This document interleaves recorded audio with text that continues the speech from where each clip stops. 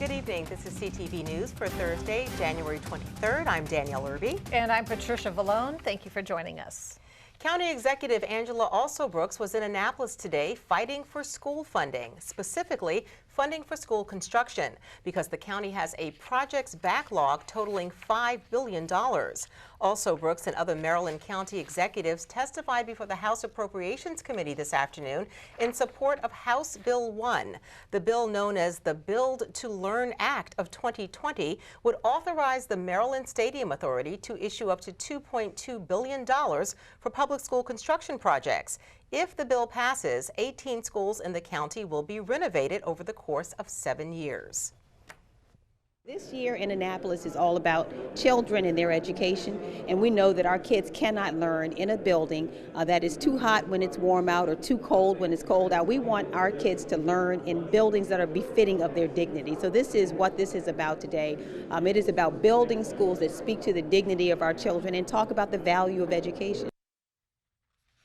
House Speaker Adrian Jones is sponsoring the bill. Speed cameras are back on the agenda of state lawmakers this session after a teen was killed last June while walking home near Church Road and Fairview Vista Drive in Bowie. A proposed bill to install a speed monitoring system in that area was discussed during the Prince George's Law Enforcement Committee meeting this morning. Several similar bills were discussed, including a measure to update lawmakers about the 3 roving cameras that are now posted along Indian Head Highway. The speed monitoring system would be in place temporarily because there are no schools anywhere along that road. So it would be a temporary measure until they could correct the engineering problems. We have to have a design standard across the entire county that will conform to all the road systems. We don't want to have, as an example, speed camera on one road which adheres to a different standard than a speed camera on a different road. A county-wide system is what it is that we're looking for and what is necessary. And the Law Enforcement Committee decided to hold all speed monitoring bills until a uniform policy for the entire county can be developed. Well, here's a startling federal statistic. Every day, roughly 100 people are killed and nearly 7,500 more are injured in motor vehicle crashes. Aiming to reduce the numbers, a new report on highway safety was released today and found Maryland coming up short. The annual report by the Advocates for Highway and Auto Safety gives the state a yellow grade. This means the state needs to improve its traffic laws. The report recommends that Maryland enhance seatbelt enforcement and its graduated license system. Distracted driving is a major public health problem on our nation's roads. The use of mobile devices while driving can result in cognitive distraction that is as impairing as drunk driving. The emotional devastation inflicted on families from crashes also comes with a significant annual economic cost of $242 billion. This results in every person living in the U.S. essentially paying a crash tax of $784 every year. This status quo is unacceptable.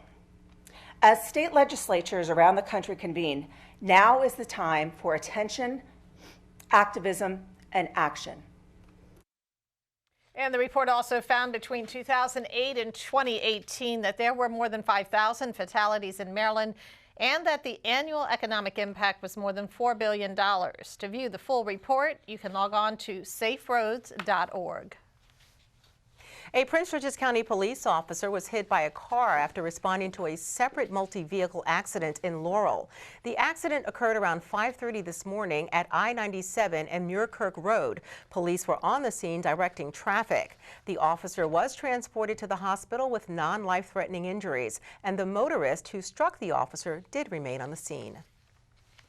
Well, 16 hours and 42 minutes, that's the amount of time that was left for the House impeachment managers as they resume their opening arguments this afternoon in their case against President Donald Trump. The 7 Democratic managers reportedly plan to spend another marathon day going through the first article of impeachment and abuse of power and applying the law and the Constitution to support their case. The articles are overwhelmingly supported by the evidence amassed by the House. Notwithstanding the President's complete stonewalling, his attempt to block all witnesses, and all documents from the United States Congress. The first article of impeachment charges the president with abuse of power.